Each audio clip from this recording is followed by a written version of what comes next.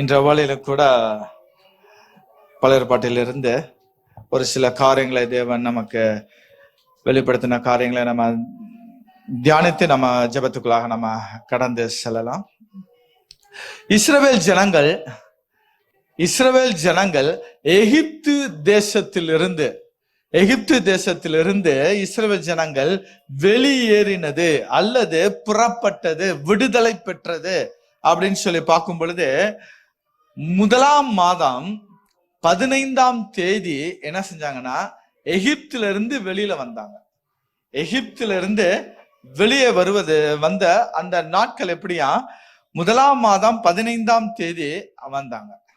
அவங்க வந்து ஏறத்தாழ 15 நாட்கள் கடந்து 3ஆம் மாதம் 1ஆம் தேதியில சீனாய் மலையில வந்து என்ன செஞ்சாங்க, சேர்ந்தாங்க. 45 நாள் வந்து என்ன செய்தாங்க, டிராவல் பண்ணி சீனாய் மலை, அந்த மலைக்கெல்லாம் வந்தாங்க. இந்த மலையில தான் தேவன் என்ன செய்தார்னா மோசைக்கு 10 கட்டளைகளை கொடுத்தார். இந்த மலையில தான் மோசைக்கு 10 கட்டளைகளை கொடுத்தார். இத பார்க்கும் பொழுது அவர் வந்து இஸ்ரவேல் ஜனங்கள் இன்னைக்கு வெளியில வரணும் அப்படின்னு முடிவு பண்ணினாரு. ஆனா உடனே அவங்க என்ன செஞ்சிட்டாங்க, முடிவு பண்ணாங்க, இந்த தேதி இந்த மாதம் அவங்க வெளியில வர வேண்டும் என்று சொல்லி தேவன் திட்டம் பண்ணினார். திட்டத்தின்படியாகவே அவர்கள் என்ன செய்தாங்க, வெளியே வந்தார்கள். ஆனா இந்த ஜனத்தை கானான் தேசத்துக்குள்ள கொண்டு போய் சேர்க்கிறதுக்கு எத்தனை வருஷம் எடுத்துக்கிட்டாரா? 40 வருஷம் எடுத்துக்கிட்டாரு. 40 வருஷம் எடுத்துக்கிட்டாரு.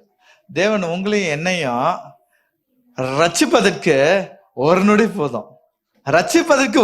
போதும். ஆனா நம்மள அவருடைய பிள்ளையாக, சீஷனாக நம்மள உருவாக்குவதற்கு அவரு காத்திருந்து பல நாட்களாயும் நம்ம என்ன செய்யறது இல்லைன்னா உடனே போறதில்ல. அந்த காரியங்களை பார்க்கும் பொழுது எனக்கு அதுதான் தோணுச்சு. இந்த இஸ்ரவேல் ஜனங்களை ஒரு நிமிஷத்துல அவர் வெளியில கொண்டு வந்துட்டாரு. ஆனா கொண்டு வந்த இந்த ஜனங்க தேவனிடத்துல சேர்ந்துவதற்கோ நெருங்கி ஜீவிப்பதற்கோ அவங்க எடுத்துக்கொண்ட காலம் அதிகமா இருந்தது. அவர் வந்து எகிப்துல இருந்து அவர் வாக்குத்தத்தம் பண்ணப்பட்ட கானான் தேசத்தை சென்று அடைவதற்கு மொத்தமே எத்தனை நாள் தான் ஆகுமா? 11 நாள் ஆகும். மொத்தமே 11 நாள் ஆகும். எனக்கும் கூட இது கேட்கும் போது புதுசா தான் இருந்துச்சு. இருந்தாலும் பைபிள் கிளாஸ் ஸ்டூடெண்ட்ஸ்க்காக உட்காந்து அதை பார்க்கும் போது மொத்தமே 11 நாள் தான். ஆனாலும் இந்த 11 நாள்ல போகக்கூடிய ரூட்டை அவர் சொல்லாம 40 நாள் செல்லக்கூடிய ரூட்டை தான் அவர் காட்டினாராம்.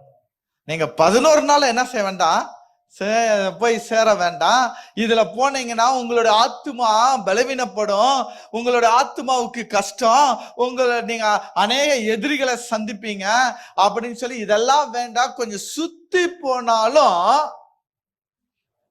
தொந்தரவில்லாம போங்க அப்படின்னு சொல்லி 40 நாள் 11 நாள் பிரயாணத்தை அந்த ரூட்டை விட்டு 40 நாள் பிரயாணம் பண்ணக்கூடிய ரூட்டை காட்டினாரு. ஆனா இந்த ஜனங்கள் அந்த 40 நாள் பிரயாணம் பண்ணக்கூடிய ரூட்லயும் தேவனிடத்துல இருந்து என்ன செஞ்சாங்க, வெறுப்பை சம்பாதித்து, கோபத்தை சம்பாதித்து, பாவத்தை நிமித்தமாக 40 நாள்ல செல்லக்கூடிய இந்த பிரயாணத்தை எத்தனை வருஷம் ஆக்கிட்டாங்க?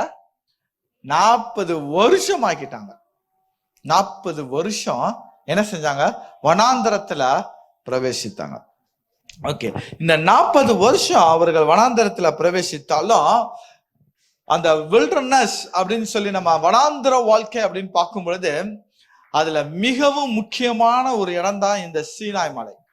மிக முக்கியமான இடம் தான் சீனா மலை. இதை குறித்து நம்ம எங்க பார்க்கலாம் அப்படின்னா, யாத்ராகமுடைய புஸ்தகம் திருப்ப வேண்டாம், கவனிச்சா போதும். யாத்ராகமுடைய புஸ்தகம் 32வது 33வது அதிகாரத்தை பார்த்தீங்கன்னா, சீனாய் மலையில தேவன் என்ன செய்றாரு, என்னுடைய ஜனங்களுக்கு ஒரு ஒழுக்கத்தை நான் கற்றுக் கொடுக்க வேண்டும், ஒரு ஒழுக்கத்தை கற்றுக் கொடுக்க வேண்டும். ஏன்னா வாக்குத்தத்தம் பண்ணப்பட்ட கானான் தேசத்துக்கு போறதுக்கு முன்பதாக இவர்களுடைய வாழ்க்கையில ஒரு டிசிப்ளின் இருக்கணும், அப்படின்னு சொல்லி மோசைய சீனாய் மலைக்கு மேலே அழைத்து மோசை கிட்ட என்ன செஞ்சாரு? ஒரு 10 கட்டளைகளை கொடுத்து அவர்கள் எப்படி வாழ வேண்டும், அவர்களுடைய வாழ்க்கையின் ஒழுக்க முறையை சொல்லி கொடுப்பதற்காக மோசையை அழைத்து, மோசையோட எத்தனை நாள் அவரு சீனாய் மலையில இருந்தாரா? 40 நாள். 1 நாள் ஆச்சு, 2 நாள் ஆச்சு. ஆனா இஸ்ரவேல் ஜனங்கள் எப்படி அப்படின்னா பொறுமையே கிடையாது. இஸ்ரவேல் ஜனங்களுக்கு பொறுமையே கிடையாது. நம்மள மாதிரியே என்னது? பொறுமையே கிடையாது. உங்களை சொல்லல, நம்மன்கள் போது நானும் அதுல இருக்கிறேன்னு நினைச்சுக்கோங்க. பொறுமையே கிடையாது. உடனே இவங்க என்ன செய்தாங்க? ஆரோனை கூப்பிட்டு, நீங்க தானே எங்களை வழி நடத்திட்டு வந்தது, மோசை இப்ப இல்ல, அடுத்தது ஆரோனை கூப்பிட்டு, இப்போ எங்களுக்கு என்ன வேணும்னு கேட்டாங்க. வழி நடத்துவதற்கு ஒரு தெய்வம் வேணும்னு கேட்டாங்க. அதை இன்னும் நான் கொஞ்சம் தெளிவா சொல்லணும்னா, எங்களை வழி நடத்துறதுக்கு எங்களுக்கு முன்னாடி செல்லும்படியான ஒரு தெய்வம் வேணும். எப்படிப்பட்ட தெய்வம் வேணும்? எங்களுக்கு முன்னாடி செல்லும்படியாக. வாசிங்க யாத்திராகமம் 32வது அதிகாரம் 1வது வசனம்.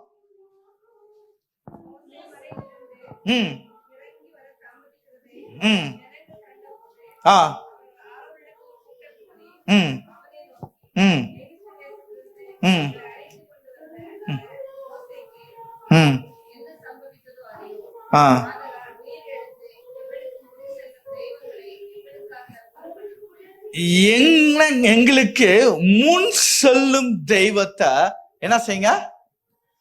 உண்டு பண்ணுங்க. எப்படிப்பட்ட தெய்வம்? எங்களுக்கு முன் செல்லக்கூடிய தெய்வம். ஏன் முன் செல்லக்கூடிய தெய்வத்தை கேட்டாங்கன்னா, இதுக்கு முன்னாடி வரைக்கும் அவங்க பார்த்தது வந்தது என்னது? எங்களுக்கு முன்னாடி மோசே போனாரு, நாங்க மோசையவே ஃபாலோ பண்ணிட்டு வந்தோம். சோ எங்களுக்கு தெரிந்ததெல்லாம் எங்களை வழி நடத்துறதுக்கு முன்னாடி ஒரு தெய்வம் வேணும். அந்த தெய்வத்தை எங்களுக்கு உண்டு பண்ணுங்க. யாருக்கிட்ட கேட்டாங்க? ஆரோன். யார் இந்த ஆரோன் அப்படின்னா, பரிசுத்த ஸ்தலத்துல தேவனுடைய சன்னிதானத்துல நின்னு தனக்காகவும் தன்னுடைய ஜனத்திற்காகவும் பாவ அறிக்கை செய்யக்கூடிய ஒரு ஆசாரியன் தான் இந்த ஆரோன். இன்னும் சொல்ல போனா தேவனால் தெரிந்து கொள்ளப்பட்டவன், பரிசுத்த ஜாதி, தேவ பிள்ளை. இந்த இஸ்ரவேல் ஜனங்கள் வழி தப்பி போறதுக்கும் பாவம் செய்யறதுக்கும் இப்போ யாரு முன்னாடி வராங்க? ஆரோன். தேவ ஜனம், தேவனால் தெரிந்து கொள்ளப்பட்ட பிள்ளைகள். ஒரு சில நேரத்துல பிறர் வழி தவறி பாவம் செய்வதற்கு நம்மளே என்ன செஞ்சிடறோம்? வழியாக மாறிடுறோம். காம்ப்ரமைஸ். இதுதான் காம்ப்ரமைஸ். என்ன செஞ்சிடறது? சரி, உங்களுக்கு முன்னாடி போறதுக்கு ஒரு தெய்வம் வேணும்னு நீங்க கேட்ட உடனே அவர் சொல்றாரு, ரைட், கேட்டீங்கல்ல, உங்களுடைய சந்தோஷமே என்னுடைய சந்தோஷம். எப்படி? எவ்வளவு நல்ல மனுஷன். உங்களுடைய சந்தோஷம் தான் என்னுடைய சந்தோஷம். ரைட். உடனே அவர் என்ன செய்தாரு? என்னென்னலாம் செய்தாரு? நீங்க போய் உங்களுடைய மனைவி, பிள்ளை, குமாரன், பிள்ளைன்னு கூட சொல்லக்கூடாது, குமாரன், குமாரத்தி, அவர்களுடைய காதுகள்ல இருக்கக்கூடிய அணிகளை கொண்டு வாங்க, தங்கத்தை கொண்டு வாங்க. நல்லா பாத்துக்கணும். குடும்ப தலைவன், அங்க குடும்ப தலைவன் தான் இருக்கிறாங்க. குடும்ப தலைவன் கிட்ட தான் ஆரோன் சொல்றாரு, நீங்க போயிட்டு உங்களுடைய மனைவி, குமாரன், குமாரத்தி, இவங்க காதுல இருக்கக்கூடிய அணிகளை கொண்டு வாங்க. கொண்டு வந்தீங்கன்னா நான் என்ன செஞ்சிடறான்? ஒரு சிலைய செஞ்சிடறான். ரைட். இப்போ மனைவி சொன்னது சரி, ஏன்னா தோடு போட்டிருப்பாங்க. குமாரத்தி சொன்னது சரி, தோடு போட்டிருப்பாங்க. எதுக்கு குமாரன் சொன்னாரு? எதுக்கு குமார்? செயின் போட்டிருக்கனால. ஆனா அந்த இடத்துல காதுன்னு தான் சொல்லப்பட்டிருக்கு. ஓகே. சோ அந்த நாட்களை இவங்க எங்க இருந்து வந்தாங்க அப்படின்னா, எங்க இருந்து வந்தாங்க? எகிப்துல இருந்து வந்தாங்க. எகிப்துல இருக்கக்கூடியவர்களுக்கு ஒரு முறை இருந்தது. வாசிப்போம். உபாகமமுடைய புஸ்தகம் 15வது அதிகாரம் 17வது வசனம். உபாகமமுடைய புஸ்தகம் 15:17. ஒரு கம்பியை எடுத்து நில்லுங்க, இப்படி நில்லுங்க. இப்போ பட்டின் வந்துருச்சு, காதுல வச்சு ஈஸியா குத்தலாம். ஆனா அந்த சமயம் என்ன செய்ய முடியாதுன்னா, இந்த மரக்கதவு கிட்ட தான் போய் நிக்கணும். அப்பனாதான் நக்குன்னு குத்த முடியும். வாசிங்க தொடர்ந்து. காதை கதவோட சேர்த்து குத்துவாயாக. அப்போ அடிமையா இருக்கிறவனுக்கு என்ன செய்தாங்களா? காதுல கடுக்கான், தோடு ஏதோ ஒண்ணு போட்டிருந்தாங்க. இப்போ அடிமையா இருக்கிற பெண்ணுக்கும் அதான் சட்டம், அடிமையா இருக்கிற ஆணுக்கும் அதான் சட்டம். அடிமையா இருக்கிறவங்க தான் இப்ப வெளியில வந்தாங்க. வெளியில வந்தவங்க இன்னமும் எதை போட்டுட்டு இருக்கிறாங்க? எகிப்தை விட்டு வெளியில தான் வந்துட்டான், ரசிக்க தான் பட்டுட்டான், ரசிக்கப்பட்டான், வெளியில வந்துட்டான். ஆனாலும் என்கிட்ட என்னத்தை இன்னும் நான் நினைச்சுக்கிட்டே இருக்கிறேன், அடிமை அடிமையா அப்படின்னு சொல்லி இன்னும் நான் நினைச்சிட்டு இருக்கேன். இப்ப ஆரன் சொல்றாரு, சரி நீங்க அந்த இதெல்லாம் எடுத்துட்டு வாங்க பாருங்க. எங்க காதுல இருக்கிறத நானே கேட்டாரு, அடிமையா இருக்கிறத நானே கேட்டாரு அப்படின்னு சொல்லிதான் நம்ம என்ன செஞ்சிடறோம்? கடவுள் தான் ஊழியம் செய்ய சொன்னாரு, கடவுளுக்காகத்தான் செய்யறேன்னு சொல்லித்தான் தவறான காரியங்களை செஞ்சிடறோம் நம்ம. அதே மாதிரிதான் அவங்களும் காதுல இருக்கிறதெல்லாம் கலட்டி கொடுத்து என்ன செஞ்சாங்க? ஒரு சிலையை செய்தார்கள். நல்லா பார்த்துக்கணும். தேவ ஜனம், தேவன் தெரிந்து கொண்ட ஜனம், எகிப்துல இருந்து அழைத்து வந்த ஜனம். இந்த ஜனம் வழி மாறி போவதற்கு காரணம் இவர்களுக்கெல்லாம் தலைவனாக தேவன் அபிஷேகம் பண்ணப்பட்ட ஆரோனே காரணமாக இருந்தார். நம்பர் 1.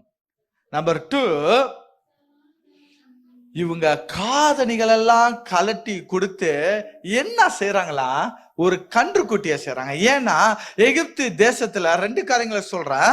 எகிப்து தேசத்துல இவங்களோட வேலை என்ன அப்படின்னா, சிற்ப வேலையை அதிகமா செய்யறவங்க. அதனால ஈஸியா சிலை என்ன செஞ்சிருவாங்க எகிப்துல. சரி, ரைட். செகண்ட், அவங்க எகிப்துல உள்ளவங்க ஒரு இதுக்கு நம்ம பார்த்தோம், 10 வாதைகளுக்கு 10 தெய்வம் இருந்தது. அந்த 10 தெய்வத்தையும் தேவன் என்ன செய்தாரு? விரட்டி தோக்கடிச்சு தன்னுடைய பிள்ளைகளை மத்தியில நான் வல்லமையுள்ள தேவன் சொல்லி நிரூபிச்சாரு. அப்போ ஒவ்வொரு தெய்வத்துக்கும் ஒவ்வொரு விக்கிரகங்கள் இருந்துச்சு. இத பார்த்தே வளர்ந்தவங்க, இத பார்த்து 1-2 வருஷம் இல்ல, 400 வருஷம் தலைமுறையாக வளர்ந்தவங்க. இப்ப அவங்களுக்கு என்ன வேணும்? அதே மாதிரி எங்களுக்கும் ஒரு சொருபம் வேணும், ஒரு தெய்வம் வேணும், செஞ்சு கொடுங்க. ரைட், செஞ்சாச்சு. செஞ்சதுக்கு அப்புறம் இப்போ இவங்க என்ன செய்றாங்க? ஆரோன் என்ன சொல்றாரு? நாளைக்கு என்ன செய்ய போறோம்? இதுக்கு ஒரு பலிபீடத்தை கெட்டி பண்டிகை கொண்டாடுவோம். என்ன கொண்டாடுவோம்? பண்டிகை. பண்டிகை பண்டிகைன்னாவே பாவத்தை முன் நிறுத்தி தேவ ஜனத்தை பின் தள்ளக்கூடியதான் பண்டிகை. அதை தான் அன்னைக்கும் செஞ்சுட்டாங்க. கொண்டாட்டம் அதிகமா இருந்துச்சு, தேவனை தேடுகிற உணர்வு கம்மியாயிருச்சு. தேவனை தேடுகிற உணர்வு கம்மியாயிருச்சு. இயேசு கிறிஸ்து வாழ்ந்த நாட்கள்ல எருசலேம் தேவாலயத்துக்கு முன்னாடி போய் நின்னுட்டு அவர் சொன்னாரு, ஒரு சின்ன கம்பாரிசன், ஒரு கதை மாதிரி.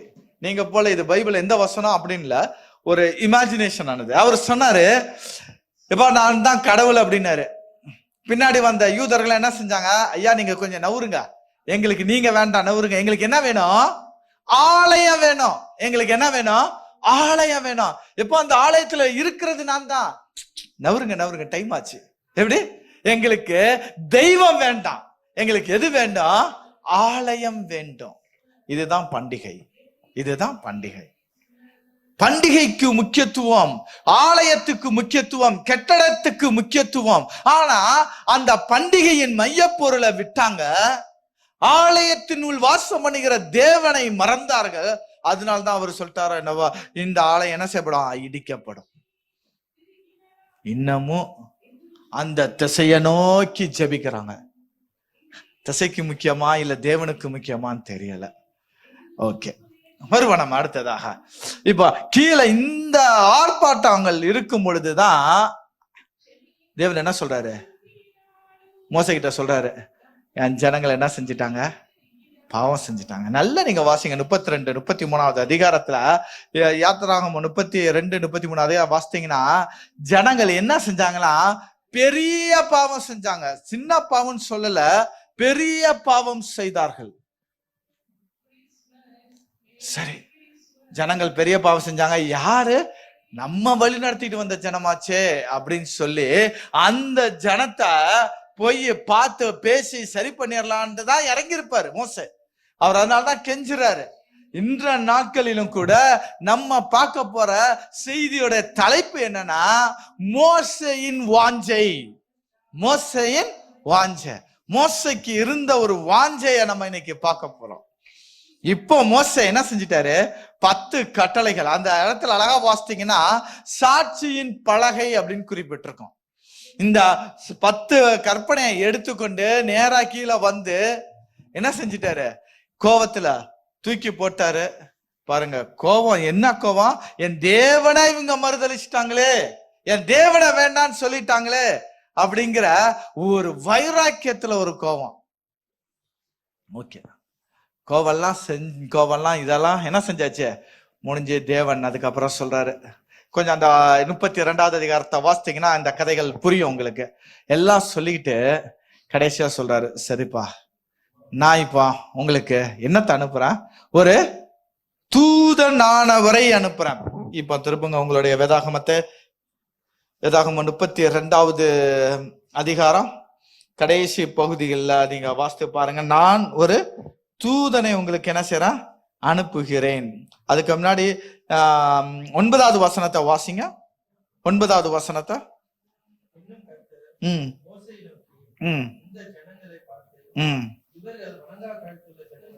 இவர்கள் வணங்கா கழுத்துள்ள ஜனங்கள்னு அவர் சொல்றாரு. அப்படியே நீங்க 15வது வசனத்துல இருந்து பாத்தீங்கன்னா, மோசே மலையில இருந்து இறங்கினார், சாட்சி பலகைகளை எடுத்து உடைத்தார். அதுக்கப்புறம் 21வது வசனத்துல ஆரோனிடத்துல கேட்கிறார், ஏன் இப்படி பண்ணுன்ட்டு. எல்லாம் கேட்கும் போது 23வது வசனத்துல அப்ப ஆரோன்னு என்ன சொல்றாரு, வாசிங்க 23.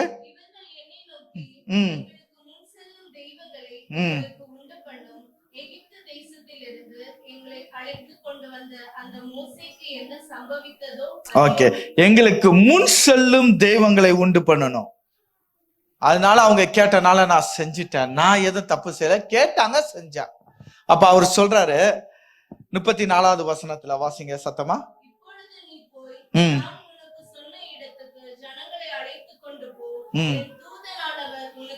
யார் அனுப்புறேன்னு சொன்னாரு, தூதனானவர். நம்ம ஏற்கனவே பார்த்திருக்கோம், தூதர் வேற, தூதனானவர் வேற. இப்ப அவர் யார் அனுப்புறேன்னு சொல்றாரு, நேரடியா சொல்லணும்னா கிறிஸ்துவை நான் அனுப்புறேன்னு சொன்னாரு. கிறிஸ்துவை நான் அனுப்புகிறான். ஓகே, கிறிஸ்துவானவர் பழைய ஏற்பாட்டுல எங்கெங்க இடம் பெற்றாரோ அந்தந்த இடங்களில தூதனானவர் அப்படின்னு சொல்லப்பட்டிருக்கோம். இப்ப நான் அவர் சொல்லிட்டாரு, நான் யார் அனுப்புறேன், கிறிஸ்துவ அனுப்புறான், கிறிஸ்து அனுப்புறான் அப்படின்ட்டாரு.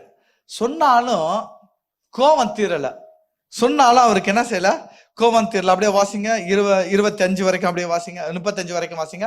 24 தொடர்ந்து, நான் விசாரிக்கும் நாளில் 34 நான்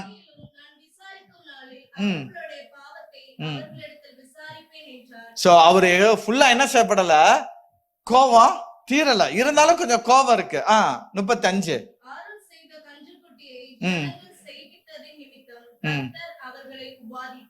சோ கோபம் இன்னும் அவருக்கு என்ன செய்யல, தீரல.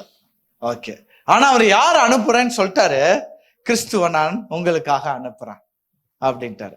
கிறிஸ்து அனுப்புறேன்னு சொல்லி 32வது அதிகாரத்தை முடிக்கிறாரு. முடிச்சுட்டு 33வது அதிகாரம் வாசிங்க, 1வது வசனம்.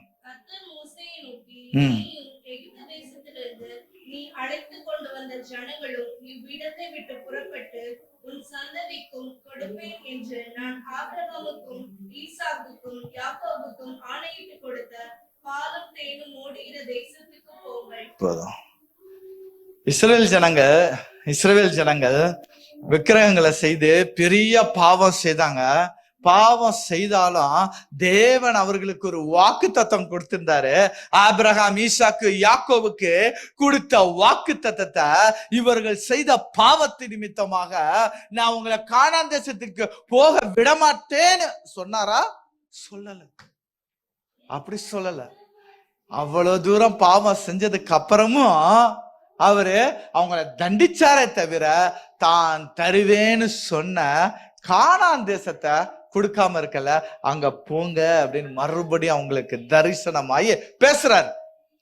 அப்போ தேவன் 2025 வருஷத்துல நம்ம ஒவ்வொருவருக்கும் ஒரு வாக்குத்தத்தம் கொடுத்திருப்பார்.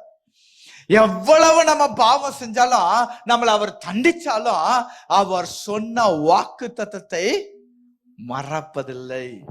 நம்ம சொன்ன வாக்கு தத்தத்தை, அவர் உங்களுக்கு கொடுத்த வாக்கு தத்தத்தை அவர் என்ன செய்யறதில்ல? மறக்கிறதில்ல. சொல்லியும் செய்யாதிருப்பாரோ? ஒரு விசை சொல்லிய காரியத்தை இரண்டாம் விசை பார்த்து திருத்துகிற தேவன் அல்ல நம்மளுடைய தேவன். மனமாற அவர் ஒரு மனுபுத்திரனும் அல்ல. அப்படிப்பட்ட தேவன் நான் சொன்னதை செய்யும் அளவும் நான் என்ன செய்ய மாட்டேன்? கைவிட மாட்டேன். உங்களை நான் சின்ன சின்னதா சிக்ஷித்தாலும் நான் தாரேன்னு சொன்ன கானான் தேசத்தை நான் உங்களுக்கு தராம இருக்க மாட்டேன்ப்பா. நீங்க மறுபடியும் கானான் தேசத்துக்கு புறப்படுங்க. இங்க இருந்தது போதும், நீங்க புறப்படுங்கன்னு சொல்லிட்டாரு. இப்போ ஹல்லேலூயா. தேவன் சொல்றாரு, 2026 வருஷத்துல நீங்க காத்து கொண்டு இருக்கிறீங்க. இன்னும் ஒரு வாரம் முடிஞ்சா 2026 பார்க்க போறீங்க. ஆனா நான் உங்களுக்கு கொடுத்த வாக்கு தத்தத்தை நான் மட்டும் என்ன செய்யல? இன்னும் நான் மறக்கல. உங்களுக்கு சொன்ன வாக்கு தத்தத்தை நான் கொண்டு போய் என்ன செய்வேன்? உங்களை சேர்ப்பதற்கு காலதாமதமானாலும் நிச்சயமாக அந்த வாக்கு தத்தம் உங்களுடைய வாழ்க்கையில் என்ன செய்யப்படும்? கிடைக்கும். ஹல்லேலூயா. சொல்லிக்கிட்டு 2வது வசனத்துல கொஞ்சம் கண்டிஷனை இப்ப மாத்துறாரு. வாசிங்க 2வது வசனத்தை.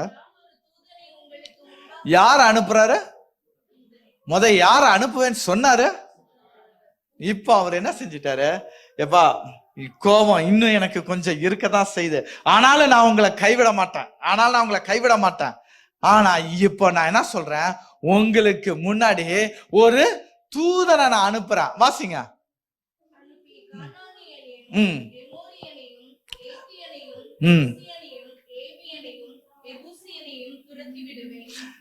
ஒரு தூதனை அனுப்புவேன்.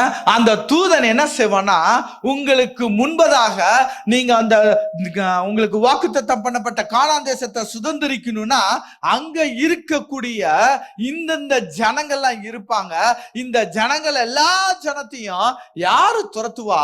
அந்த தூதனே உங்களுக்கு துரத்துவாரு. நீங்க அமைதியாயிருங்க. அப்ப ஒரு தூதனால எல்லா ஜாதி என்ன செய்ய முடியும்? துரத்த முடியும். அப்ப தேவன் நமக்காக ஒரு தூதனை அனுப்புறாரு. அந்த தூதனால எல்லாவற்றையும் செய்ய முடியும். அந்த வாசிக்கும் பொழுது ஒரு காரியம் தான் புரிஞ்சது. மொத்தம் 7 பெரிய ஜாதி, 7 ஜாதின்னு தான் படிச்சோம். ஆனா இங்க வாசித்ததுல 6 ஜாதி தான் இருக்கும், ஒரு ஜாதி இருக்காது. எந்த ஜாதி இல்ல? இங்க பைபிள் காலேஜ் ஸ்டூடெண்ட்ஸ் எங்க இருக்கீங்க? எந்த ஜாதி இல்ல? கிர்காசியர் இல்ல. கிர்காசியரை மட்டும் அவர் சொல்லாம மீதி உள்ள 6 ஜாதியமா அவர் சொல்லிட்டாரு. நீங்க போகிற வழியில கானானியரை பார்ப்பீங்க, அவங்கள துரத்துவீங்க. எமோரியரை, ஏத்தியரை, பெர்சியரை, ஏவியரை, எபூசியரை எல்லாத்தையும் துரத்துவீங்க அப்படின்னு சொன்னாரு. ஆனா கிர்காசியரை சொல்லல. ஏன் சொல்லல அப்படின்னா, இந்த 6 ஜாதி தான் பெரிய ஜாதி, வல்லமையுள்ள ஜாதி. இந்த ஜாதியை துரத்தும் பொழுது கிர்காசியர் தானாகவே ஓடுவான். நீ வரட்டணும்னு அவசியம் கிடையாது, என் தூதன் செய்யணும்னு அவசியம் கிடையாது. 2வது, நீங்க போகக்கூடிய வழியில இருக்கக்கூடியது இந்த 6 ஜாதி தான். 7வது ஜாதியா அவன் பார்டர்ல இருக்கிறான். நீங்க இவனை அடிச்சு நீங்க முன்னேறும் பொழுது அவன் ஓடுவான். ஹல்லேலூயா. அப்படி ஒரு வாக்கு தத்தத்தை சொல்றாரு. என் தூதன் இப்ப எல்லாவற்றையும் துரத்துவான் அப்படின்னு சொல்லிட்டு அடுத்த வசனம் வாசிங்க.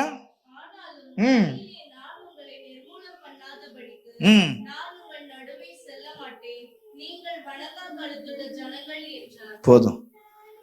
இங்கதாங்க தேவன் எப்பா நீங்க என்ன செஞ்சிட்டீங்க, வணங்கா கோலத்துல ஜனங்கள் ஆயிட்டீங்க.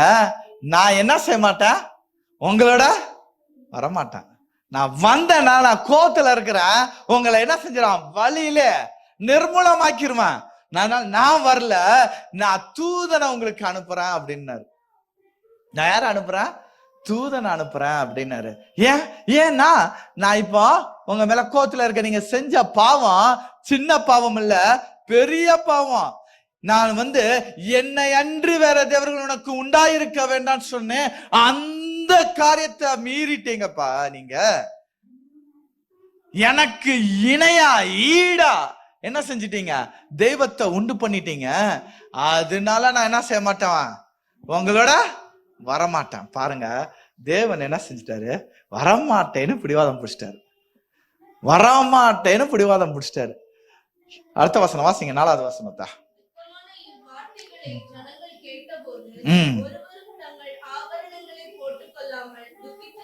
போதும். துக்கமான இவ்வார்த்தைகளை ஜனங்கள் கேட்ட போது அப்படின்னா என்ன அர்த்தம், தேவன் சொன்னது இப்ப அவங்களுக்கு எப்படி ஆயிருச்சு, துக்கமாயிருச்சு. இந்த துக்கத்துல யாரும் இருக்கிறா, மோசேயும் இருக்கிறார். ஐயோ, இது வரைக்கும் ஜனவரி மாசத்துல இருந்து டிசம்பர் மாசம் வரைக்கும் என் தேவன் என்ன வழி நடத்திட்டு வந்தாரு. செங்கடலை நாங்கள் கடந்தோமே, பசின்னு சொன்னா மண்ணாவை கொடுத்தாரு, தண்ணி இல்லைன்னு சொன்னா உன் மலைகளில இருந்து தண்ணீரை கொடுத்தாரு. ஐயோ, தண்ணி கசப்புன்னு சொன்னா மதுரமாய் மாற்றினாரு. எங்களோடு கூட வந்தாரு. பகல்ல மேகமாகவும் இரவுல அக்கினியாகவும் எங்களோடு கூட வந்தாரு. இவன் வந்த தெய்வம் அல்லவா இப்ப சொல்றாரு, நான் இனி உன்னோடு வரமாட்டேன்ட்டு, நான் இனி உன்னோட வரமாட்டேன்னு சொல்றாரு. கிறிஸ்துக்குள் அன்பான விசுவாச பிள்ளைகளை, 2026வது வருஷத்துக்குள்ள போகிறதுக்கு முன்பதாக நம்ம செய்ய ஒரு காரியம், இந்த 2026வது வருஷத்துக்குள்ள நான் போக போறேன், எனக்கு இத்தனை பேர் வேண்டாம், நீங்க என்னோட இருக்கணும்ப்பா. யாரு இருக்கணும், என்னோட நீங்க இருக்கணும். நீ எவ்வளவோ ஆசீர்வாதங்கள் எவ்வளவோ காரியங்களை நான் பார்த்தாலும் நீங்க இல்லைன்னா எனக்கு ஒண்ணும் இல்லை. நீங்க இல்லை அப்படின்னா எனக்கு ஒண்ணும் இல்லை. ஒரு சின்ன கதை. ராஜா என்ன செய்தாராம், ஒரு அறிவிப்பு கொடுத்தாரு. நாளைக்கு காலையில 8 மணில இருந்து 10 மணிக்குள்ள யார் வேணாலும் என்ன செஞ்சிடலாம், இந்த அரண்மனைக்குள்ள உங்களுக்கு என்ன வேணுமோ அதை எடுத்துக்கலாம். எல்லாரும் போயிட்டாங்க. டைம்க்கு போய் எல்லா பொருளும் எடுத்துக்கிட்டு வந்தாங்க. அவங்களுக்கு என்னென்ன பொருள் வேணுமோ எல்லாம் எடுத்துக்கிட்டு வந்தாங்க. ஒரு பாட்டி மட்டும் கடைசி சமயத்துல போச்சான். அப்ப கேட்டாங்களா, ஏன் பாட்டி நீ கடைசி சமயத்துல வந்திருக்கிற, உனக்கு இங்க எதுவுமே வேண்டாமான்ட்டு. எல்லாம் வேணும் தான் அப்படின்னு சொல்லி நேரா போய் யார தூக்கினுச்சு தெரியுமா, ராஜாவை தூக்கிட்டு வருச்சு. வா என் கூட, எது வேணா எடுத்துக்க சொல்லிட்டேன் வந்தான்னு. இப்ப ராஜா வந்த உடனே மீதி உள்ள பொருள் எல்லாமே எங்க வரணும், இப்போ ராஜா கிட்ட வரணும். அது மாதிரி எனக்கு ஆசீர்வாதங்கள் அல்ல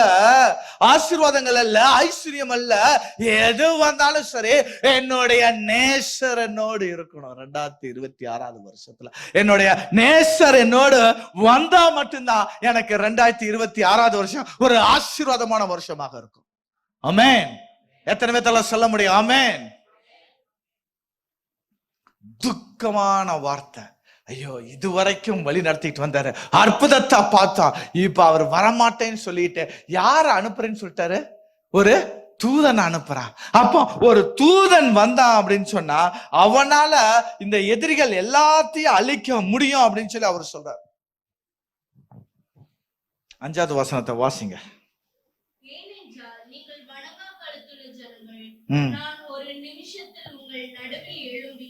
உங்களை நிர்மூல பண்ணுவேன், ஆகையால் நீங்கள் போட்டிருக்கிற உங்கள் ஆபரணங்களை கழற்றி போடுங்கள். ஓகே, இப்ப அவங்களுக்கு என்ன ஆயிடுச்சு, ஏற்கனவே நம்ம இந்த ஆபரணத்தெல்லாம் வைத்துதான் என்ன செஞ்சுட்டான், ஒரு கண்ணுக்குட்டிய செஞ்சுட்டான். இப்ப இவரு நம்மளோட வரமாட்டேன்னு சொல்லிட்டாரு அப்படின்னு சொல்லி இப்ப இவங்க துக்கப்பட்டு என்ன செய்றாங்க, இந்த ஆபரணங்களால்தான் அவர் கோபப்பட்டாரோ, அப்படின்னு சொல்லி ஆபரணங்கள் எல்லாம் கலட்டி என்ன செஞ்சிட்டாரு, போட்டாச்சு. ஆனா தேவன் ஆபரணத்தை குறித்து அங்க சொல்லப்படல. அவரு ஆபரணத்தை கழட்டுங்கன்னு சொல்லல. நீங்க இந்த ஆபரணத்தை வைத்து நீங்க ஒரு சிலையை செய்து அந்த சிலை உங்களை வழி நடத்தும் நினைச்சு நீங்க சொன்னீங்க பாருங்கப்பா, அதுதான் கோபம். தேவனுக்கு அதுதான் கோபம். இப்ப அவரு சொல்றாரு, நான் உங்களோட என்ன செய்ய மாட்டேன், வரமாட்டேன், ஏன்னா நீங்க வணங்கா கழுத்துல ஜனங்கள் சொல்லிட்டாரு. வாசிங்க 12வது வசனத்தை.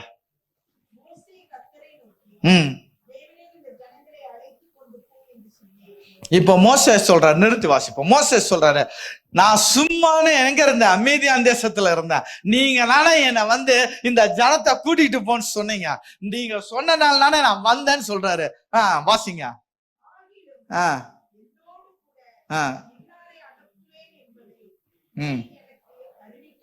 இப்ப என்ன சொல்ற தெரியுமா, நீங்க போய் கூப்பிடுன்னு சொன்னீங்க, அழைத்துட்டு வான்னு சொன்னீங்க, நான் போயிட்டேன். ஆனா நான் போகும்போது ஒண்ணு சொன்னீங்க, நான் இன்னார அனுப்புவேன்னு எனக்கு நீங்க சொல்லல இல்ல அப்படின்னு எதை சொல்ல வர்றாரு? நீங்க யார் இன்னார அனுப்புவேன் நீங்க சொல்லல இல்ல, இப்ப மட்டும் எதுக்கு அவர் அனுப்புறீங்க, நீங்க தான் வேணும்ங்கிறதா இன்டைரக்டா இப்ப சொல்ல வர்றாரு. என்ன சொல்றாரு, நான் போகும்போது நீங்க என்ன சொல்லல, இன்னார அனுப்புவேன்பான்னு நீங்க சொல்லல, நானும் போனேன், இப்ப மட்டும் எதுக்கு புதுசா ஒரு ஆள் அனுப்புறீங்க, நீங்க என்ன ஆச்சு? இதத்தான் அவரு சொல்லாம கேட்கிறாரு மோசே. வாசிங்க அடுத்த லைன.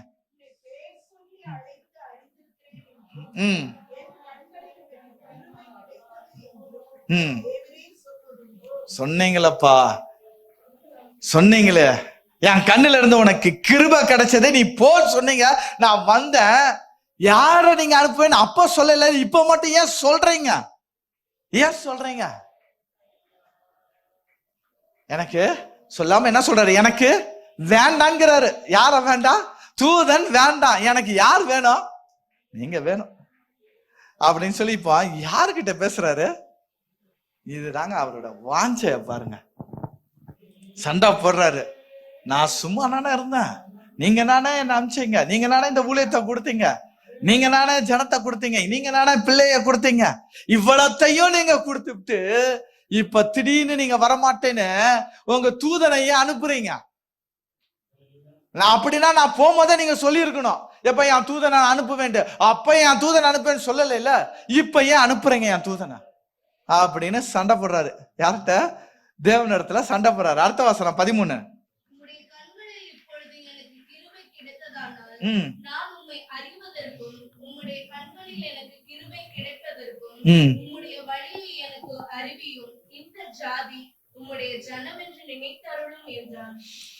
இப்ப அடுத்ததா என்ன செய்தாரு, ஒரு 4 காரியத்தை அழகா சொல்ல ஆரம்பிக்கிறாரு.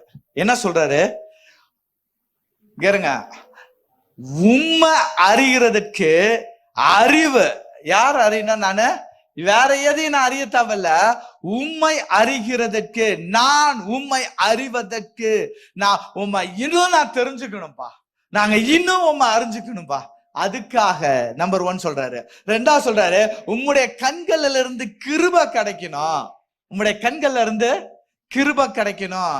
3வது சொல்றாரு, நாங்க போகக்கூடிய வழிய நீங்க என்ன செய்யுங்க, எங்களுக்கு சொல்லுங்க, இந்த ஜாதி உம்முடைய ஜனம் சொல்லி நினைத்தருளும் சொல்லி 4 காரியத்தை தேவனுடைய சமூகத்துல விண்ணப்பமா வைக்கிறார் மோசே. இதுல மோசையோட பாவம் ஏதாவது இருக்கா? இல்ல. ஆனாலும் இந்த ஜனத்துக்காக அவர் சொல்றாரு.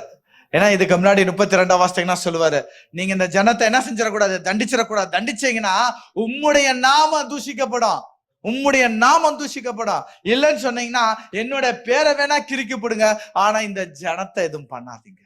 அப்படிப்பட்ட மோசே இப்ப கேட்கிறாரு 13வது வசனத்துல, நீங்க இந்த காரியத்தெல்லாம் நீங்க செஞ்சு கொடுங்கப்பா அப்படின்னு கேட்கிறாரு. அதுக்கு அவர் என்ன சொல்றாரு, 14 வாசிங்க.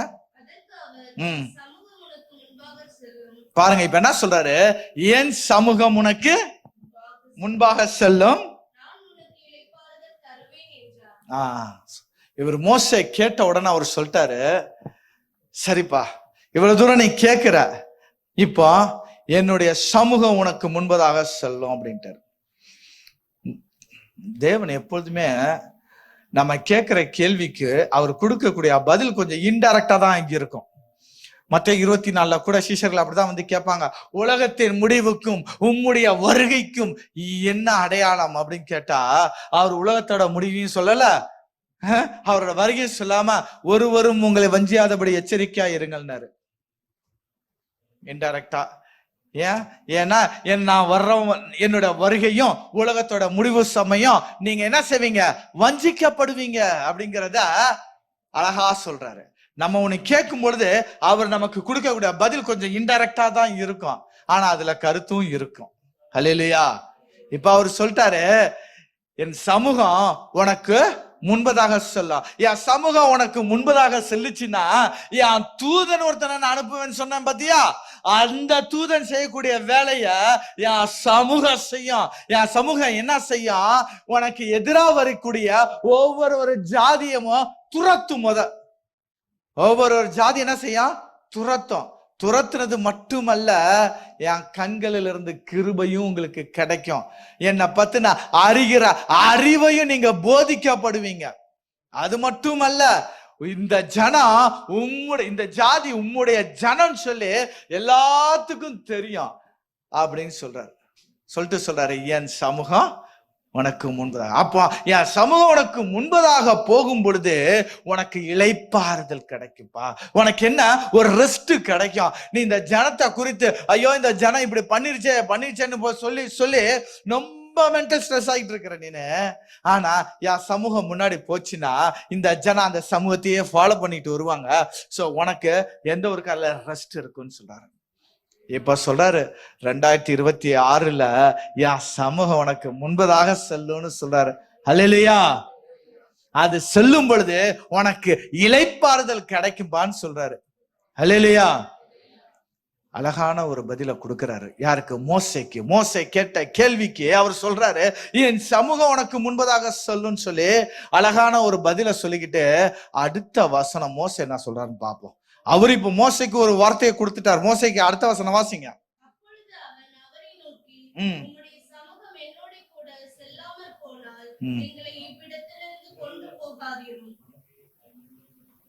என்ன புரிஞ்சது? மோசையோட வாஞ்ச இது என்ன புரிஞ்சது? இப்ப அவர் தான் சொல்லிட்டாரு, எப்பா என்னுடைய சமூகம் உனக்கு முன்பதாக செல்லுன்னு சொல்லிட்டாரு. சொன்னதுக்கு அப்புறம் மோசே சொல்றாரு, அப்பொழுது அவன் அவரை நோக்கி, உம்முடைய சமூகம் என்னோடு கூட செல்லாமல் போனா எங்களை இவ்விடத்தில் இருந்து என்ன செய்யாதீங்க, கொண்டு போகாதீங்க. எப்ப நான் தான் என் சமூகம் உனக்கு முன்னாடி போன்னு சொல்லிட்டேனே, நான் தான் என் சமூகம் உனக்கு முன்னாடி போய் சொல்லிட்டேனே. மோசே சொல்றாரு தேவல்லங்கிறாரு. மோசே என்ன சொல்லிட்டாரு? தேவல்ல. என்ன தேவல்ல? உங்க சமூகம் எனக்கு தேவல்ல. உங்க சமூகம் எனக்கு தேவல்ல. எனக்கு முன்னாடி போகக்கூடிய சமூகம் வேண்டாம். வசனத்தை இப்ப வாசிங்க. அப்பொழுது அவன் அவரை நோக்கி, உம்முடைய சமூகம் என்னோடு கூட இருக்கணும். எப்படி இருக்கணும்? என் கூடவே இருக்கணும். எனக்கு முன்னாடி அல்ல, என் கூட இருக்கணும்னு சொல்றாரு மோசே. அல்லேலூயா. சரிதானா? அவர் என்ன சொல்றாரு? எப்பா என் சமூகம் உனக்கு முன்பதாக சொல்லுங்கிறாரு. ஏன்னா உன் ஜனங்கள் என்ன செய்யறாங்க, முன்னே செல்லக்கூடிய தேவன் தப்பா வேணும்னு கேட்டுக்கிட்டு இருக்கிறாங்க. முன்னே செல்ல தேவன் தான் வேணும்னு சொல்லினானே சிலைய செஞ்சாங்க. அதனால சிலைய செஞ்சாங்க. அதனால நான் சொல்றேன், என் சமூகம் உனக்கு முன்பே செல்லும். மோசே சொல்றாரு, எனக்கு முன்னாடி வேண்டாம், என் கூட இருக்கணும். இந்த சின்ன கேப் கூட இனி எனக்கு வேண்டாம். ஹல்லேலூயா. இதுதாங்க மோசேயோட வாஞ்ச. ஹல்லேலூயா. என்ன சொல்லிட்டாரு? நீங்க சொன்னதெல்லாம் சரிதான். உங்களுடைய சமூகம் முன்னாடி போனா இளைப்பாறுதல் கிடைக்கும் சொன்னீங்களே, உங்க சமூகம் எனக்கு முன்னாடி போனாவே இளைப்பாற கிடைக்கும்னா உங்க சமூகம் என் கூடவே இருந்தா இளைப்பாறுதல் இல்லாம இருக்குமா? ஹல்லேலூயா. உங்களுடைய சமூகம் எனக்கு முன்பதாக செல்லும் பொழுது எல்லா ஜாதியும் துரத்தும் அப்படின்னு சொன்னா, முன்னாடி போகக்கூடிய சமூகம் என் கூடவே இருக்கும் அப்படின்னு சொன்னா முடியாம இருக்குமா? ஹல்லேலூயா.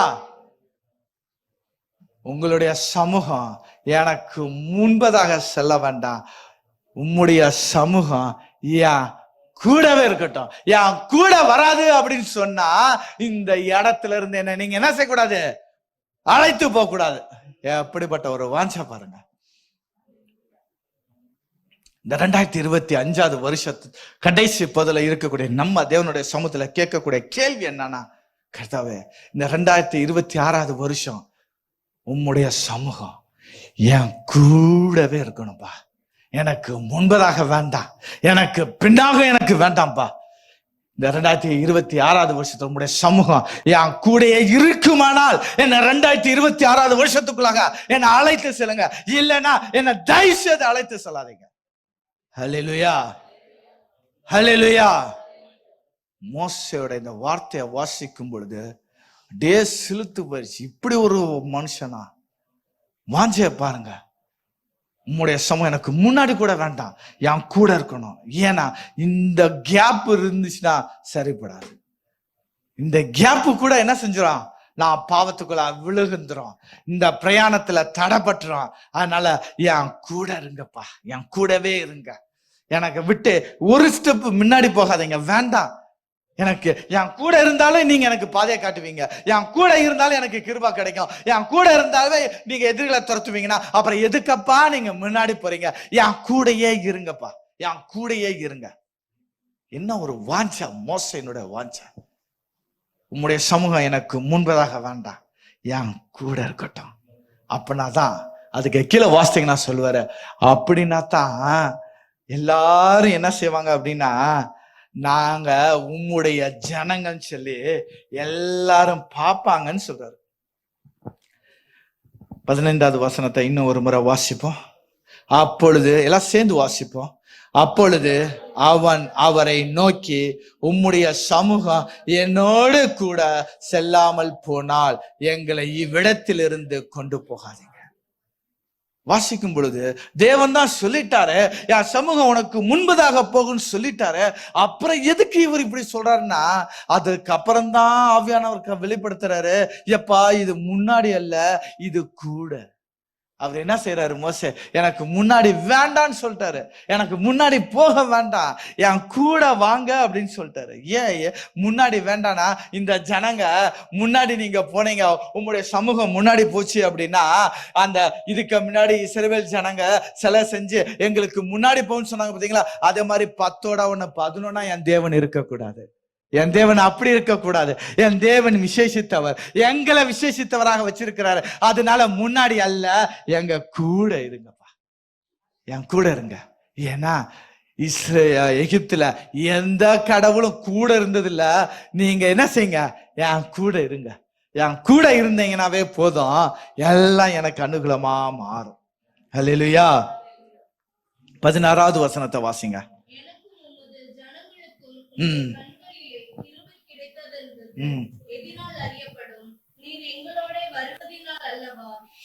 நீர் எங்களோடு வருவதினால் அல்லவா? இப்படியே பூமியின் மேல் உள்ள ஜனங்கள் எல்லாரிலும் நானும் உம்முடைய ஜனங்களும் விசேஷித்தவர்கள் என்று விளங்கும் என்றார். எப்படி எப்படி நீங்க என் கூட இருந்தாத்தான் நான் யாரு ஸ்பெஷல், நான் யாரு ஸ்பெஷல், என் ஜனம் ஸ்பெஷல். நீங்க எங்க கூட இல்ல அப்படின்னா, நீங்க முன்னாடி போனீங்கன்னா மத்த ஜனங்கள் எப்படியோ அதே மாதிரி நாங்களும் ஆயிருவோம்ப்பா. அது வேண்டாம், ஒரு வித்தியாசம் வேணும். அதுக்காக நீங்க எங்களுக்கு முன்னாடி அல்ல, எங்களோட கூட வாங்கப்பா அப்படின்னு கேட்கிறாரு. மோசேயினுடைய வாஞ்சை. தேவன் நம்மளோடு கூட வந்தார்னா என்னென்ன நடக்கணும்? 2-3 வசனங்களை பார்த்து நம்ம செபிக்க போறோம். வாசிங்க 2 ராஜாக்கள் 18வது அதிகாரம் 7வது வசனம். தேவன் சொல்றாரு, எப்பா மோசேயின் இடத்துலதான் சொல்றாரு, நான் உன் கூட என்ன செய்வேன், இருப்பேன், உன் கூட நான் இருப்பேன்னு சொல்லிட்டு சொல்றாரு. நான் உன்னோடு இருந்து, வசனத்தை முடிங்க, நான் உன்னோடு இருந்து நான் செய்யும் காரியம், நான் உன் கூட இருந்துட்டேன்னா எல்லாமே பயங்கரமா இருக்கும்பா. வாசிங்க 2 ராஜாக்கள் 18:7. யாரோடு இருந்தார்? எசேக்கியாவோடு இருந்தார். மோசே குறித்து நம்ம பாக்குறதுனால டக்குன்னு மோசேன்னு சொல்லிடக்கூடாது, எசேக்கியா ராஜாவோட சம்பவம் இது. வாசிங்க.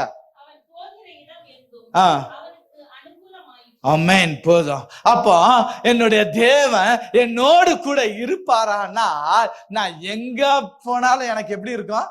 அனுகூலமாகும். எனக்கு முன்னாடி நீங்க போகாதீங்க, என் கூடவே வாங்க.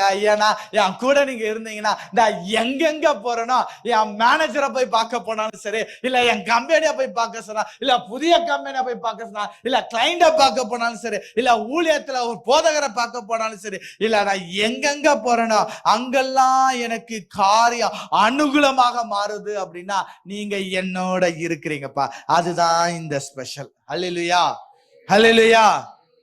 அப்போ தேவன் உங்களோடு இருப்பாரானால் அவர் செய்யக்கூடிய காரியம் பயங்கரமா இருக்கும். அந்த பயங்கரத்துல ஒரு காரியம் என்ன? நீங்க எங்க போனாலும் உங்களுக்கு அனுகூலமா இருக்கும். எங்க போனாலும் உங்களுக்கு அனுகூலம். இன்னொரு ஒரு வசனத்தை வாசிப்போம். ஆதியாகமம் 39, ஆதியாகமம் 39:2, Genesis 39:2. கர்த்தர் யோசேப்போட இருந்தார். யோசேப்போட, முன்னாடி இல்ல பின்னாடி இல்லைங்க, யோசேப்போட இருந்தார். அவன் எப்படி இருந்தானா? காரிய சித்தியுள்ளவனாய் இருந்தான். அப்போ அவருடைய சமூகம் என் கூடவே இருந்துச்சுன்னா எனக்கு எல்லாம் அனுகூலமாகிறது மட்டுமல்ல, நான் காரிய சித்தியுள்ளவனாகவும் இருப்பேன். அல்லேலூயா. இதே அதிகாரத்துல 23வது வசனத்தை வாசிங்க. இதே அதிகாரம் 23. கர்த்தர் அவனோடு இருந்தபடியினாலும் எதை செய்தாலும். ஆமென், ஆமென். நீங்க போயிட்டு சும்மாதான் செய்வீங்க, உங்க மேனேஜர் வந்து உங்களை பாராட்டுவாரு. ஏன்? ஏன்னா எல்லாமே நன்மையா வாக்கிய பண்ணுவார், எல்லாமே நன்மையா வாக்கிய பண்ணுவார். அவர் நம்மோடு இருப்பாரானால் இதுதாங்க பயங்கரம். ஹல்லேலூயா. 2026க்குள்ள போனோன்னு விசுவாசிக்கிற நம்ம, தேவன் இல்லாத ஒரு 2026 எனக்கு வேண்டாம் சொன்னேன். 2025ல பாவம் செய்தவன் தான், நான் பாவம் செய்தவன் தான், பெரிய பாவம் செய்தான். இருந்தாலும் எங்களை இன்னைக்கு மன்னிங்க, மன்னிச்சு உம்முடைய சமூகம் எங்களுக்கு முன்னெல்லாம் வேண்டாம்பா, என் கூடவே இருங்க அப்படின்னு சொல்லுங்க. நீங்க சொல்லுவீங்களா? உங்களோட அப்பா அம்மா பார்த்து, அப்பா அம்மா நீங்க முன்னாடி போங்க, நாங்க பின்னாடி பொறுமையா வரோம்னு சொல்லுவீங்களா? இல்ல ஏன் என் கைய பிடிச்சுக்கோங்க அப்படின்னு சொல்லுவீங்களா? எப்பெல்லாம் பயம் இருக்கா அப்பெல்லாம் இன்னும் இறுக்கி பிடிச்சுக்குவீங்கல்ல? அது மாதிரி தேவனுடைய சமூகத்தை இன்னும் நம்ம இறுக்கி பிடிக்கிறோம். இன்னொரு வசனத்தை வாசிப்போம். யோசுவா 1:5. அழகா இந்த வசனம் யோசுவா 1:5 சொல்றாரு, நான் அவனோடு இருந்தால், வாசிங்க, நீ உயிரோடு. ஏங்க இந்த 1 வருஷம் இல்லைங்க, 2 வருஷம் இல்ல பிரதர், 5 வருஷம் இல்ல பிரதர், 5 வருஷம் கான்ட்ராக்ட் தான் இருக்கும், 5 வருஷம் இல்ல பிரதர், உயிரோடு இருக்கும் நாளெல்லாம். வாசிங்க. ஆமென். ஒருவனும் உனக்கு முன்பதாக எதிர்த்து நிற்பதில்லை. எப்பா நான் மோசையோடு இருந்தேன், இப்ப உன்னோட இருக்கிறேன்னு யோசுவாவுக்கு சொல்றாரு. உன்னோட நான் இருக்கிறேன், நான் உன்னோட இருந்தா எதிரிகள் உன்னோட வாழ்நாள்ல என்ன செய்ய மாட்டாங்க, ஒருத்தனும் எதிர்த்து நிற்பதில்லை. அதுதாங்க தாவீதுக்கு நடந்துச்சு. அவனுடைய நாட்கள்ல எதிரிகள் என்ன செய்யல, அதுக்கப்புறம் வரவே இல்லை. அதுக்கப்புறம் வரவே இல்லை. வாசிங்க 2 சாமுவேலுக்கு 1 சாமுவேல் 18வது அதிகாரம் 12வது வசனம். 1 சாமுவேல் 18:12. தாவீதுடைய வாழ்க்கையில கர்த்தர் தாவீதோடு கூட இருக்கிறார் என்று பாருங்க. இப்ப சவுல் என்னை விட்டு கர்த்தர் போயிட்டாரு, ஆனா இப்ப கர்த்தர் யாரோட இருக்கிறாரு? தாவீதுடனே இருக்கிறான்னு பார்த்து இப்ப யாரு பயந்தா? சவுல், எதிரி பயப்படுறான். அப்போ நம்மளோடு அவர் இருந்தாருன்னு சொன்னா 7 ஜாதிகள் இல்லைங்க, 17 ஜாதி வந்தாலும் நம்மளை பார்த்து பயப்படும். ஹல்லேலூயா, ஹல்லேலூயா. அந்த தாங்க மகிமை, அதுதாங்க வல்லமை, அதுதாங்க நம்ம விசேஷித்தவர்களா மாற்றக்கூடியது. இன்னும் ஒரு வசனம் அதே அதிகாரத்துல 14வது வசனத்தை வாசிங்க. 1 சாமுவேல் 18:14.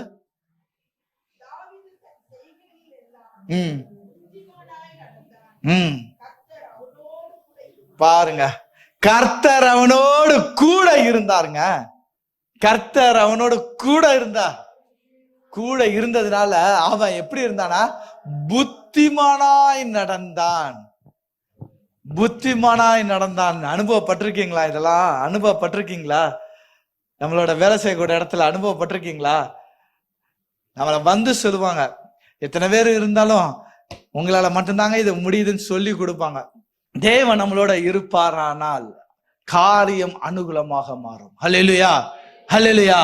தேவன் நம்மளோடு இருப்பாரானால் விசேஷித்தவர்கள் நாம். அதனால்தான் மோசே சொல்றாரு, இந்த ஜனங்கள் எல்லாம், நாங்க போற வழியில பார்க்கக்கூடிய ஜனங்கள் எல்லாம், இந்த இஸ்ரவேல் ஜனங்களும் கூட, இந்த இஸ்ரவேல் ஜனங்கள் கூட கொஞ்சம் எகிப்து ஜனங்களும் வந்தாங்கல்ல, இவங்க கண்ணுக்கும் தெரியணும் நாங்க விசேஷித்தவர்கள்.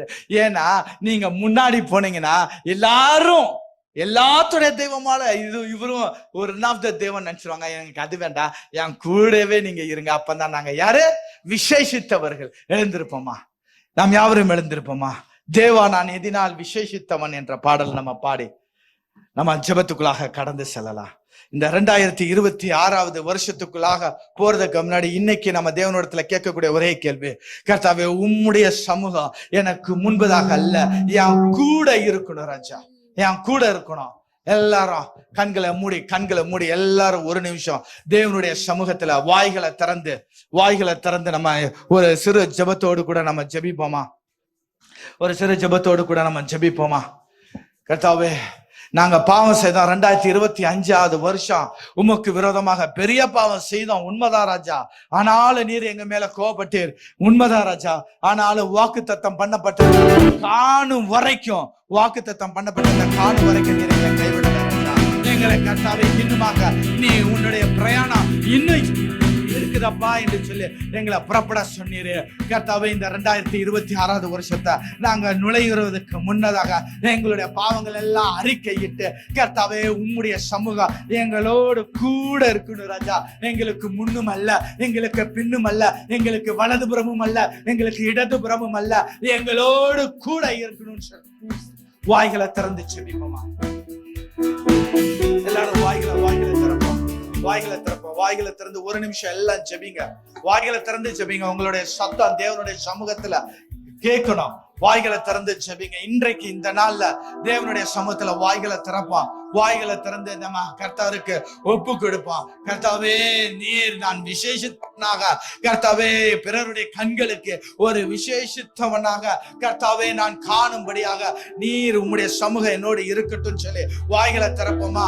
வாய்களை திறந்து நம்ம ஜெபிப்போமா? தொடர்ந்து ஜெபிப்போம்.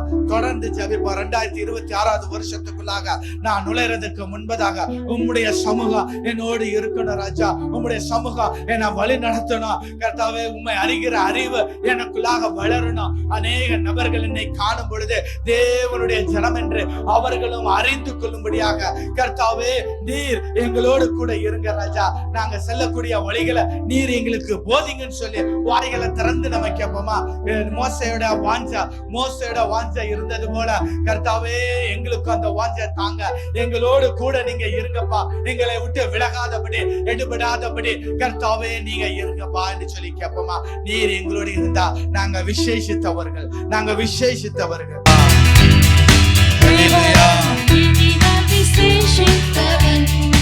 ராஜா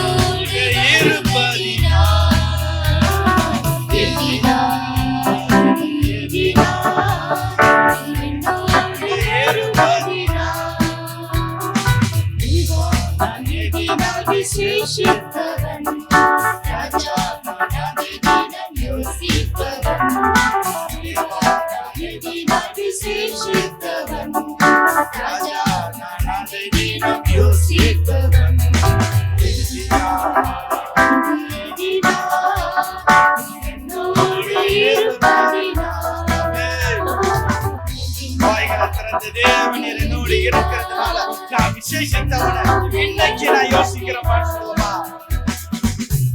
ஸ்தம்பம் மேலிருந்து பாதுகாத்த பாதைகள் எல்லாம் கூட செல்லுது. ஸ்தம்பம் மேலிருந்து பாதுகாத்த பாதைகள் எல்லாம் கூட செல்லுது. அன்பானது என்னோடு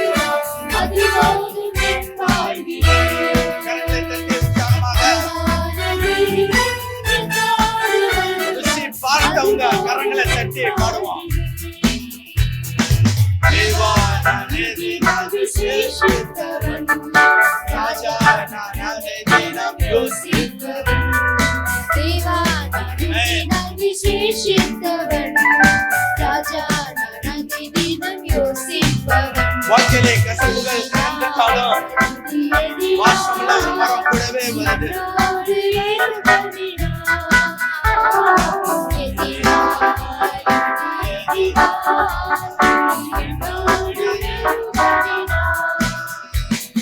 வாழ்க்கையிலே கசப்புகள் கலந்துட்டாலும் வாசமுள்ள ஒரு மரம் கூட வருது. வாழ்க்கையிலே கசப்புகள் கலந்துட்டாலும் வாசமுள்ள ஒரு மரம் கூட வருது.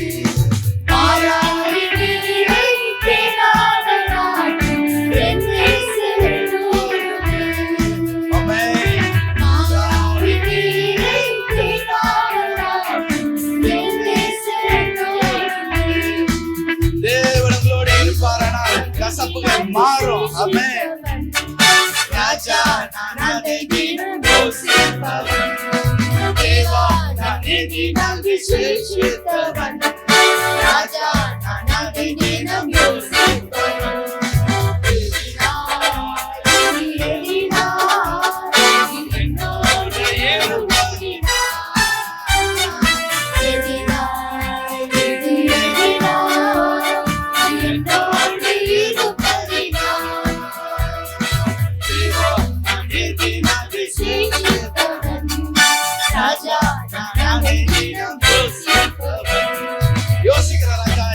என்னோடு நான் விசேஷித்தவனா இருக்கிறதுக்காகவே நீ என் கூட இருக்கிறீர் ராஜா. ஆமென்.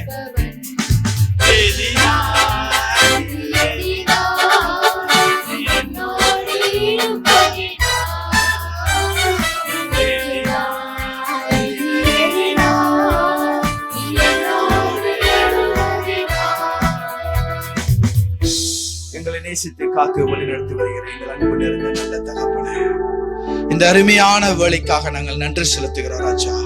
கர்த்தாவே, இந்த வேலையிலும் கூட கர்த்தாவே, இந்த வருடத்தின் கடைசி மாதத்திலும் நீர் எங்களுக்கு வெளிப்படுத்தின சத்தியத்துக்காக நாங்கள் நன்றி ராஜா. உம்முடைய சமூகம் எங்களுக்கு முன்பதாக அல்ல ராஜா, உம்முடைய சமூகம் எங்களோடு கூட வரணும் ராஜா. வந்தாதான் நாங்க விசேஷித்தவர்கள் ராஜா. நாங்க விசேஷித்தவர்களாக 2026 வருஷத்துக்குள்ள நாங்க நுழையும் முன்பு நாங்க விசேஷித்தவர்களாக நுழைய வேண்டும் ராஜா. அல்லேலூயா.